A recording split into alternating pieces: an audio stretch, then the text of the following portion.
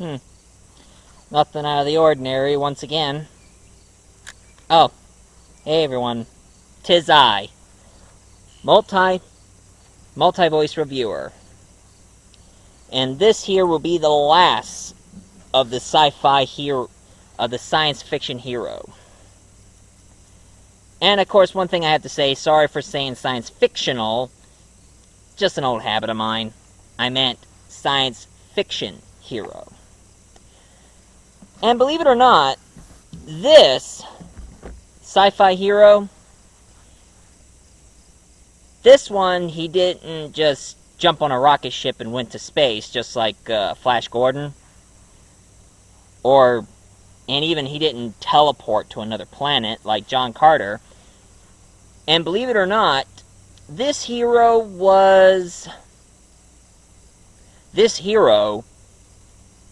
he was frozen in time, like Rip Van Winkle, and woke up into the future. And the one I'm going to be telling you about today, ladies and gentlemen, is none other than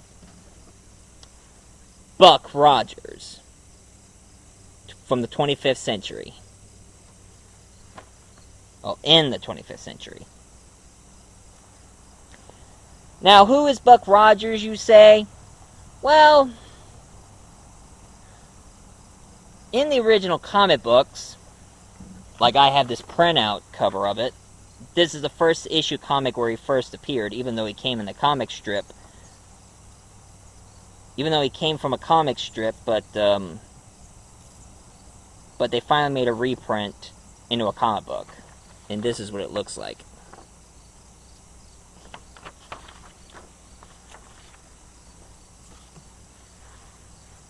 In the original comic books, his story started back in World War II. You know, the old-fashioned story about the battle between us and the Nazis.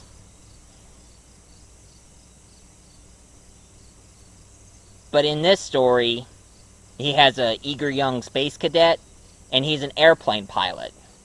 So he flew his airplane out in the battlefield, battling against the hordes of aliens. Not aliens, I mean Nazis. Until this happened.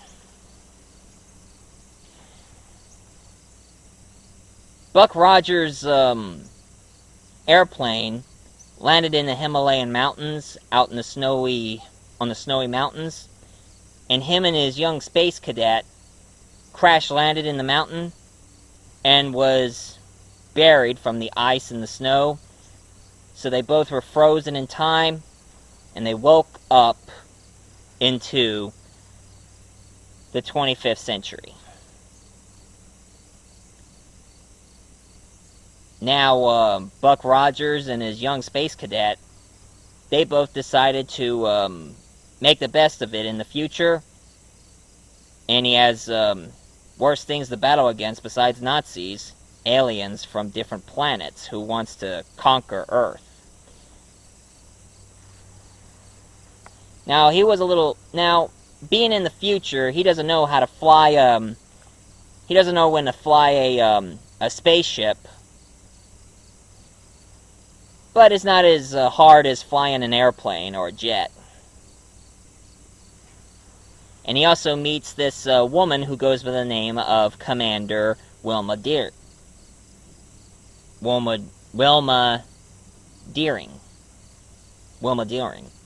And she becomes this love interest to Buck Rogers.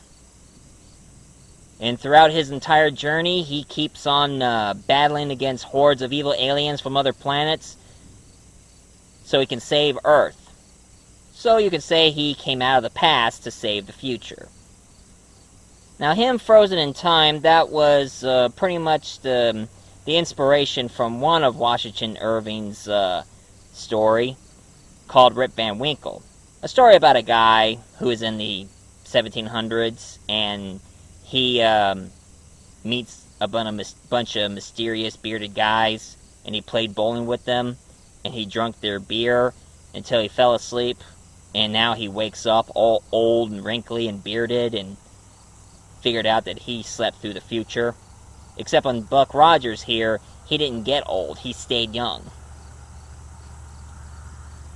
And believe it or not, they only made one serial of Buck Rogers that I have here. But of course I'm showing you this because, believe it or not, I have it on disc. I found it in this Sci-Fi Classic movie pack. Over 50 movies. You can easily find this in Best Buy. That's where I got it from. But of course they didn't call it Buck Rogers. And one of these DVDs here, it was called Planet Outlaws. It says it right here. Instead of Buck Rogers. But it's definitely a Buck Rogers serial. And it's too bad they only made one. And of course, here's one thing I discovered in history. Buck Rogers was the very, very, very, very first sci-fi hero in comic books and comic strips. So he was made first before Flash Gordon. And I know you're wondering, why did I review Flash Gordon instead of Buck Rogers first? Well, Flash Gordon was more popular than Buck Rogers. And believe it or not, back then, Flash Gordon and Buck Rogers were kind of rivals. So pretty much Flash Gordon is Star Wars to Buck Rogers Star Trek. But that was then. I don't know what company owned the comic books because now they're brand new comics of Flash Gordon and Buck Rogers. So I don't know if there's going to be a crossover between those two. Well, probably not, because Flash Gordon is set in the present and Buck Rogers was set in the future. Now let's talk about the TV series that I showed you. This one here. Now this one was a very good TV series. And they changed a lot. They remove they remove Buck Rogers' eager young space cadet to be replaced by a little robot, as you can see here. His name is Twiggy, voiced by the legendary Mel Blanc, I mean. He's the guy who did the voice of Bugs Bunny and all the other Looney Tunes. And heck, I can do a good impression of him. He goes like this. Get off my back. And of course, right here is Wilma Deering. And of course, this thing on Twiggy's chest, it turns out he's a portable doctor, a portable computer of a scientist that it can talk to Buck Rogers and Twiggy and everybody, and he's only been carried in Twiggy's chest. So pretty much you can hear Twiggy and the doctor argue against one another.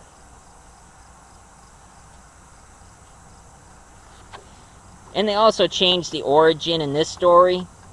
Instead of being a fighter pilot like in the original comics, in this one, they changed it for him to be an astronaut. And instead of crashing into the Himalayan mountains, he went into space and he hit a space rift where it caused his ship to freeze, and he fell asleep while he was frozen out in space. And then he woke up in the 25th century, and instead of being found by Wilma and the others, he gets picked up by some beautiful and a very attractive princess who seems to have a thing for Buck Rogers. Goes by the name of Princess Ardella. Princess Ardella.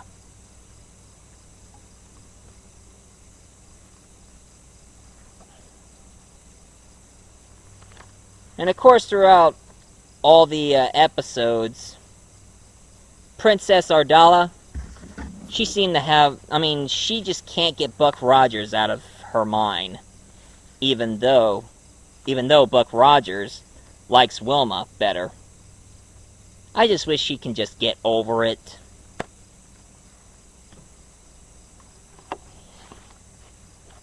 Now, this collection I have here is season 1 and 2, all in this box set.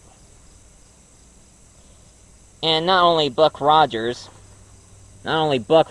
here and Wilma always keep finding danger going on. They always keep finding other bad guys in space and so forth. And heck, they even did an episode where that guy from Different Strokes was in it. And I'm not talking about the old man. I'm talking about that little black kid.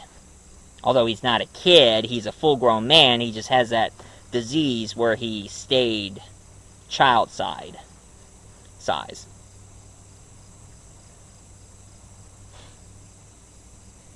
And he's supposed to be somebody who'd been through the same thing as Buck Rogers. He was from the past, and he's missing everything because he's living in the future.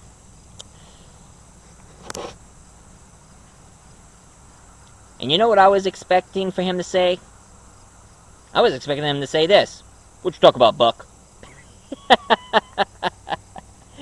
I watch Different Strokes. I always love it when he always says, what you talk about, Willis?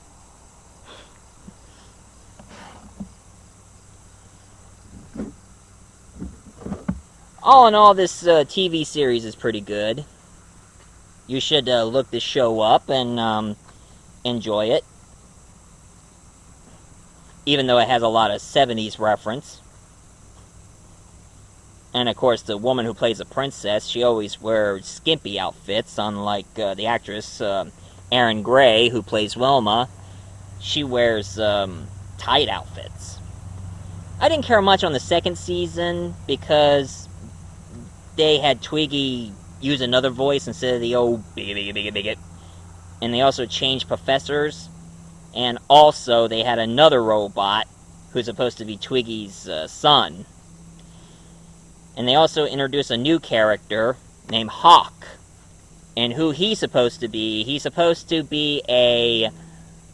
one of those aliens who had been involved from birds. And sadly, he lost his home, he lost his people. He was like the last of his kind. And he did have he had a beloved wife, but she died. So he mourns over her. But all in all, Buck sees good inside him, so Buck decided to give him a second chance. Pretty nice of him. And that's how the series went on after that. And I guess Buck Rogers will still go on in our memory. Just not as popular as Flash Gordon. But here's one thing I did discover. When Looney Tunes came about, they made a parody where they made a sci-fi parody where Daffy Duck is playing Buck Rogers. But he isn't called Buck Rogers. He is called... Wait a minute! Daffy? Is that you? I ain't just whistling Dixie, that's right, it is me. And allow me to introduce myself. I am Duck Dodgers in the 24th and a half century! How about that, bub? What are you doing here? Well, I heard that you're gonna review sci-fi heroes, so therefore I make an appearance here. And besides, you didn't give me any screen time at all. What are you talking about? Ever since the Looney Tune review, you didn't even give us, the Toon, a chance to talk about our experience as Looney Tunes. Well, I give you your chance if you want it. Well, what's in your list, bub? Well, let's see. I got a crossover theory. With who? Well, it says here there's a crossover theory between you and Buzz Lightyear.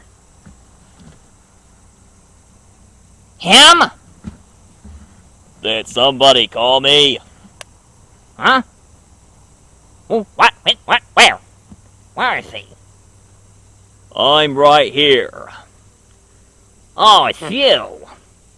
That's right. I am Buzz Lightyear. I come in peace. Just when I gotta go and you gotta butt in, aren't you? Hey, I didn't come here. I was called here. Oh, yeah? Yeah! Well, what do you think, bub? A crossover theory between you and me together? That sounds like an interesting idea. Oh, yeah? Yeah! Okay. Ladies and gentlemen, next review won't be a review, it will be a crossover theory between me, Duck Dodgers, at 24th and a half century. And I, Buzz Lightyear of Star Command. So you better stay tuned. See ya. To infinity and beyond!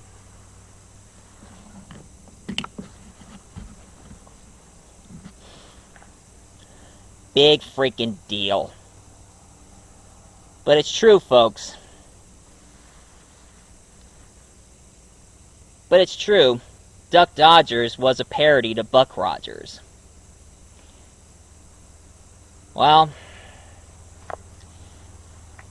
ladies and gentlemen, this is my review of Buck Rogers and the 25th century. And you know, after all these years, somebody should do a Buck Rogers movie or a Buck Rogers series. I just hope it ain't gonna be too much of a drama like they did on Flash Gordon. You know, that sci-fi series. Well, stay tuned, folks, because the next one's gonna be a theory. A crossover theory. So you better stay tuned to see Daffy Duck's character, Buck Rogers, meets the famous astronaut from Toy Story, Buzz Lightyear of Star Command. So if any of you likes this review I done, please leave a comment down below, like, subscribe, and share it on Facebook. So long, folks. Not so long. Adonzi!